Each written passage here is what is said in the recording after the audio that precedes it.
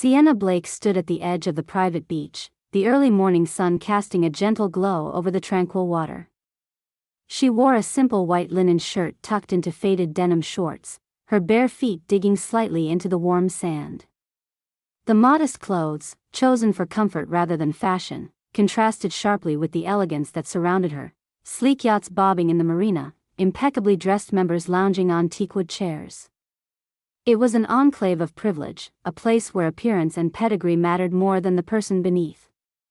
Sienna did not belong here, and yet, here she was, drawn by the sea's timeless call and a moment's escape from her fast-paced life.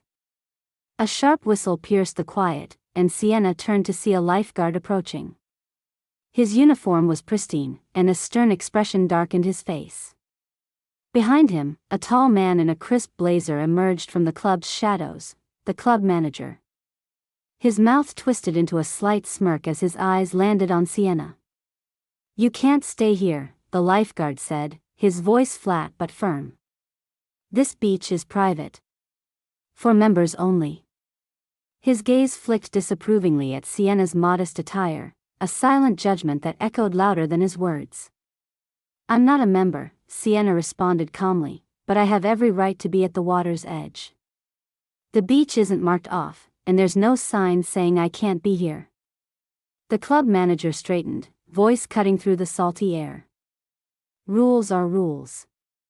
We don't allow people dressed like that here. It's about maintaining standards." Sienna's lips pressed together, surprise stinging her cheeks. She felt the weight of everyone's eyes, some amused, some indifferent, others openly hostile. The lifeguard stepped forward. "I'm sorry, ma'am, but you'll have to leave." The humiliation was sudden and sharp. Yet beneath it all, a quiet ember of resolve began to glow within Sienna's chest. Sienna stood still for a moment longer, her gaze tracing the golden waves rolling gently to shore. The lifeguard's words hung in the air like a thick fog, and though the summer sun warmed her skin, a chill of judgment crept into her bones. Dressed simply, she had hoped to blend into the rhythm of the sea, not to become a spectacle for the eyes of the exclusive club. The lifeguard, a young man with a square jaw and tightly pressed lips, watched her with thinly veiled irritation. His posture was rigid, almost militaristic, betraying the weight of the commands he'd been given. The club manager had taken a stern hand in the morning's affairs, and this order came from him. A few club members seated nearby turned toward the scene. Their laughter, hushed but unmistakably amused, felt like tiny needles prickling against her skin.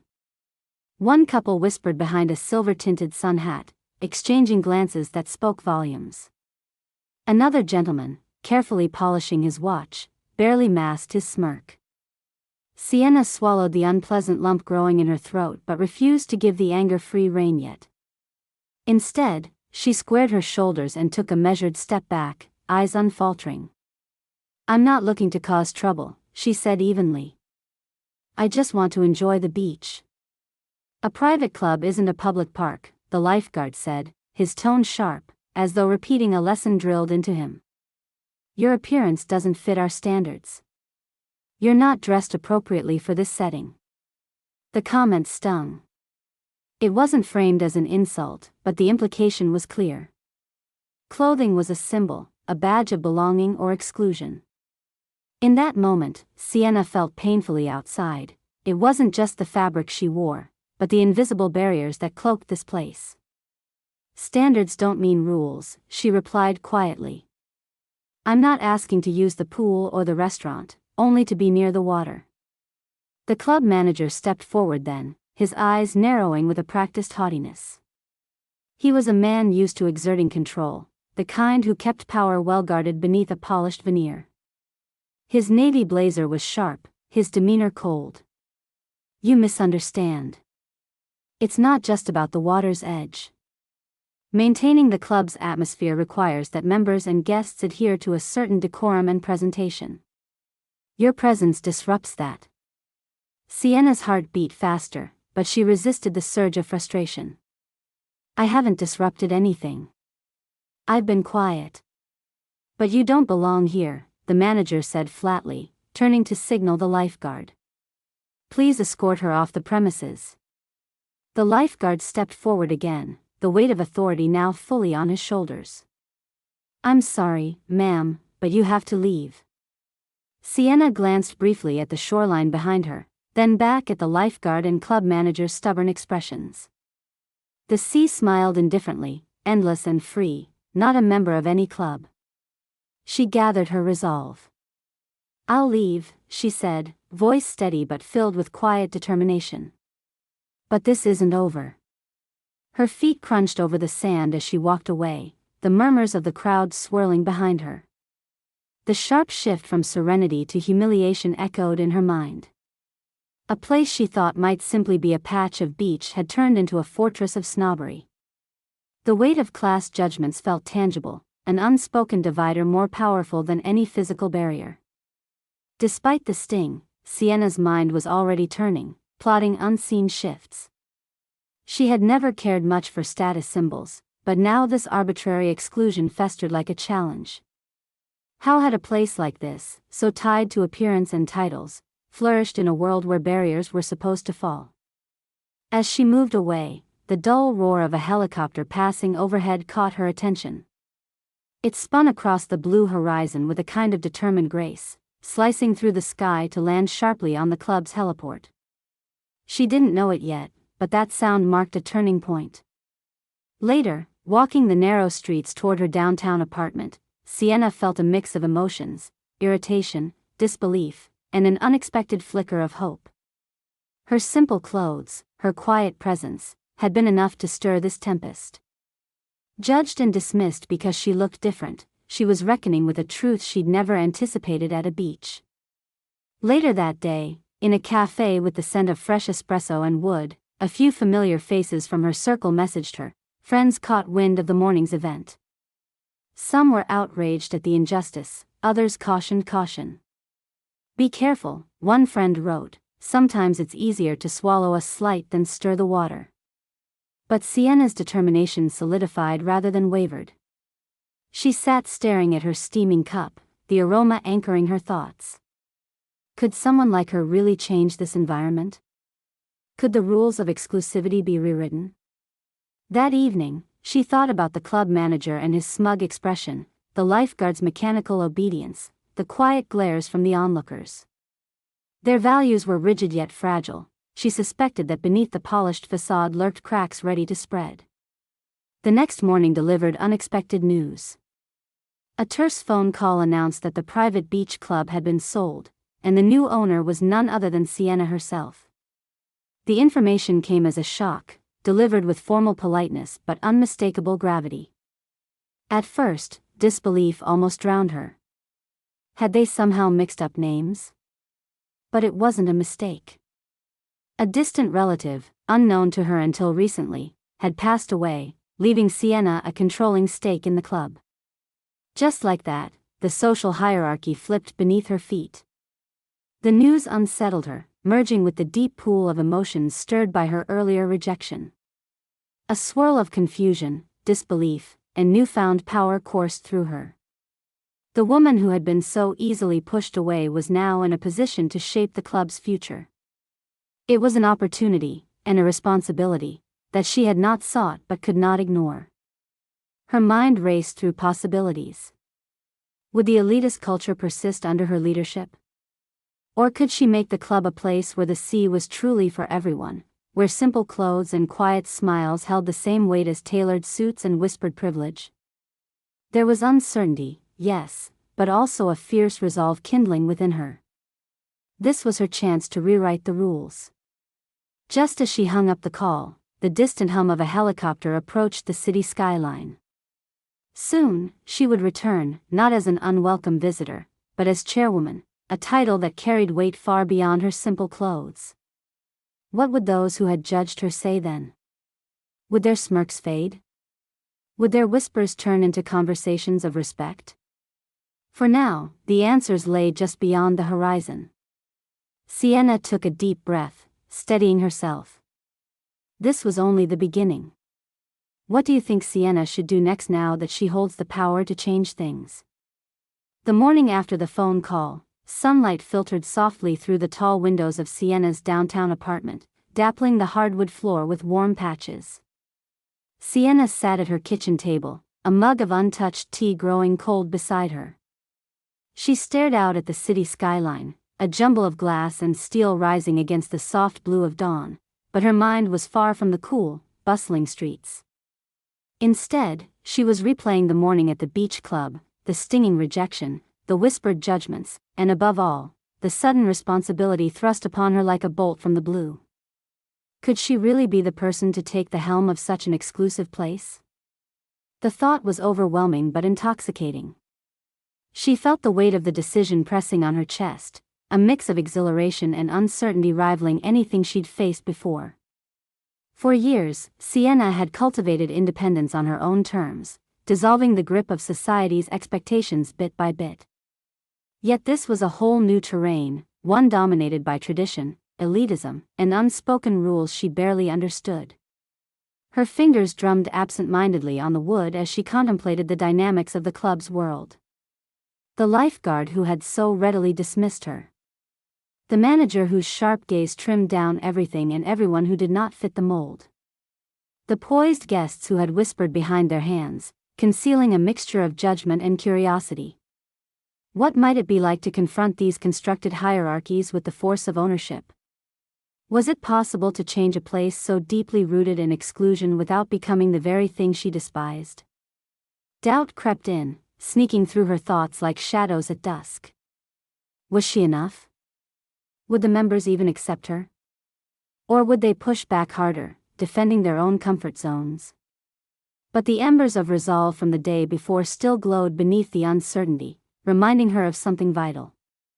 Power was not given lightly, but it carried opportunity, an invitation for transformation. Her phone buzzed, pulling her from her thoughts. It was a message from Amelia, a longtime friend and sharp observer of social nuances. "Sienna, I've been thinking about what you're facing," the text read. "Change in places like that isn't easy. Remember to stay true to what matters, your integrity and vision. People will test you. They always do." The words were a balm and a challenge. Sienna realized she would need to balance strength with tact, boldness with patience. The club members were not faceless, they were individuals bound by the threads of expectation and habit. Could she wake them from a complacency that favored exclusion? Later that day, Sienna arrived to meet with the existing management team, reluctant faces framed behind polished smiles and tailored suits. The club manager appeared just as she remembered, composed, unyielding in demeanor, a guardian of traditions. His greeting was curt, laced with restrained surprise. "Ms. Blake," he said, voice smooth but edged with skepticism. "Congratulations on your new role. I hope you understand the complexities involved in managing a club of this nature." Sienna returned his gaze evenly. "Thank you. I do understand. And I'm here to learn and to lead." The conversation was formal, circling around operational details and financials, but beneath the surface simmered tension. She sensed the unspoken question: how could someone so casually dismissed only yesterday command authority today? The lifeguard who had told her to leave was there too, brooding slightly in the background. Their eyes met briefly, a flicker of recognition and something like reluctant respect passing between them. As the meeting concluded, Sienna stepped outside into the late afternoon sun. The familiar view of the beach spread out before her, tranquil and untouched by the day's dramas. Walking along the boardwalk, she felt a stirring of unease mixed with determination. The club's rigid social structures existed not only in rules but in the hearts of its people. Changing that meant confronting attitudes deeply ingrained. In the days that followed, rumors swirled through the local circles. Gossip mingled with disbelief at the news of her control. Some members grumbled, predicting a swift sale or a quick retreat from Sienna. Others were hesitant, curious to see what this unexpected shift might bring. Behind closed doors, the club manager confided to trusted associates, his tone heavy with doubt and frustration. "Who is she to run this place?" he asked, shaking his head. "No pedigree, no sense of how things work here. This isn't some community center. Yet not all shared his certainty. A few younger members, less swayed by tradition, watched from the sidelines with mild interest. Quiet conversations floated around the idea of fresh energy shaking stale comfort zones. Meanwhile, Sienna battled internally. The weight of expectations nearly crushed her at moments, the sting of being underestimated seeping under her skin. She questioned if she was naive to believe she could dismantle the barriers constructed so meticulously over years. One evening, sitting by her window overlooking city lights, she whispered to herself, "Am I strong enough for this?" The answer was slow to come but unmistakable. She was not doing this for prestige or revenge. She did it for herself and for anyone who had felt the sharp edge of exclusion.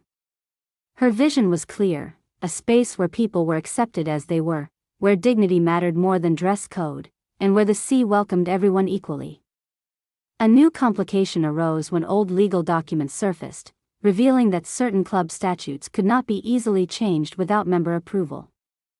The club's bylaws were fortified by tradition, baked into contracts and unwritten social customs. Sienna realized that power was only part of the puzzle. She would have to navigate resistant minds and hearts. Despite these hurdles, one thing remained constant: the distant hum of the helicopter ready to bring her back to the club, a symbol of her arrival as chairwoman. She imagined the scene, all eyes turning to see the woman who once stood in simple clothes, now wielding authority. How would those who dismissed her react when faced with her newfound position? Would they rethink their judgments? Or would they rally opposition? The question lingered as a thin thread pulled taut. Sienna knew the path ahead was steep and steeped in uncertainty. But she was ready to climb.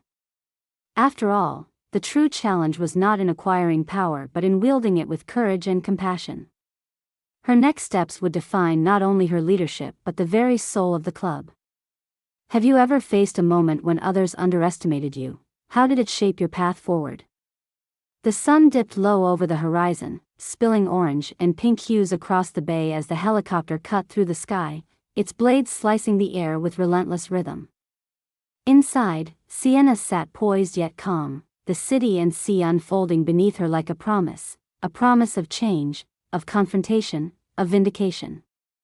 Tonight was not just a return, it was a statement. The club's heliport came into view, sleek and modern, perched precariously over the waves. Below, the crowd had shifted with the whisper of changes, members and staff alike murmuring in clusters, their gazes flickering curiously and uneasily toward the impromptu landing pad. The arrival of the woman in linen and denim shorts the day before had been a curiosity. Her return as chairwoman was a challenge. Sienna's heart beat steadily, the rhythm matching the thrum of the helicopter. Her simple clothes, once a source of scorn, were now a symbol of resilience and transformation. When the blades came to rest, she emerged smoothly and ascended the steps toward the club's entrance, her presence commanding attention without a word. Inside, the air was thick with anticipation. The chandelier's crystals caught the fading light, scattering prisms across the ornate hall where chandeliers dazzled and guests mingled. Conversations ceased as she approached, the room balancing on a precipice between surprise and unease. The club manager waited near the entrance, his posture stiff, a tight line drawn around his mouth. He hadn't expected to see her return, let alone wield the club's authority. His eyes locked on Sienna's, a flicker of disbelief momentarily shadowing his carefully maintained composure. "Ms. Blake," he said, voice low but brittle. "It seems we're no longer just dealing with a visitor." Sienna met him evenly. "That's correct. I am the chairwoman now." The words settled heavily, carried by the collective murmur rippling through the assembled members. Whispers surged, some skeptical, others incredulous. The lifeguard appeared nearby, his stance subtly changed, no longer the rigid gatekeeper but a man caught between past obedience and present reality. His glance held something unspoken, respect mingled with reluctant acceptance. Sienna moved forward to the podium set for announcements, the room's gaze narrowing like a spotlight trained on her. Silence followed as she began, calm but potent. I understand that today marks a significant shift. I want to acknowledge the history and traditions of this club, but also make clear that under my leadership, we look toward inclusivity and kindness. This will be a place open to all who wish to enjoy its beauty and community, without judgment based on attire or status. A ripple of surprise stretched across the room. Club members exchanged looks, some uneasy, others nodding subtly, apprehensive but curious about what this new vision entailed. The club manager's lips pressed into a thin line. The bylaws. Sienna raised a hand gently. We'll review the bylaws together. Change is best sustained through collaboration, and no one here is excluded from that process. But know this, exclusion based on appearance or pedigree will no longer be the rule. A younger member, standing near the back, spoke quietly but firmly. It's time. Others murmured assent. The room began to shift atmosphere, the ice thawing in the warmth of potential. Outside the lounge, the lifeguard, whose name Sienna had learned was Mark, approached her cautiously. I didn't expect this, he said softly. Truth is, I was just following orders before. But you've changed things. Sienna smiled, genuine but tinged with empathy. I know it's hard. Habits don't break easily. But I intend to make this a place we can all be proud of. Mark nodded, his resistance replaced by hesitant hope. If you say so, Chairwoman. As the evening wound down, the club members dispersed, conversations rekindling with new threads, questions, plans, hesitant optimism. The snobby manager retreated to a private room, his expression closed but undeniably shaken. Sienna stood on the balcony, looking out over the shimmering water. The sea, endless and accepting, reflected the stars beginning to glitter above. She felt a deep sense of fulfillment and an acute awareness that this was only a beginning. Her steps had unsettled the old order and planted seeds of possibility. What would the next days bring? How would those who once doubted her respond to a world where their judgments no longer held sway? The horizon was wide open, and Sienna was ready to meet it head-on. What do you think it takes to change deeply rooted attitudes in a community? The club buzzed with a quiet energy the morning after Sienna's dramatic return. Sunlight filtered through the manicured palms, illuminating the paths where yesterday, whispered judgments had ruled. Now, the air was thick with anticipation, an undercurrent of change that seemed to ripple across every corner of the once-staid sanctuary. Sienna walked the grounds with steady footing, mindful of the eyes that tracked her every move, some wary, others tentative, a few expressing reluctant respect. The once aloof lifeguard, Mark, briefly caught her gaze and gave a subtle nod, signaling acknowledgement rather than deference. It was a small victory amid a landscape still marked by old social codes.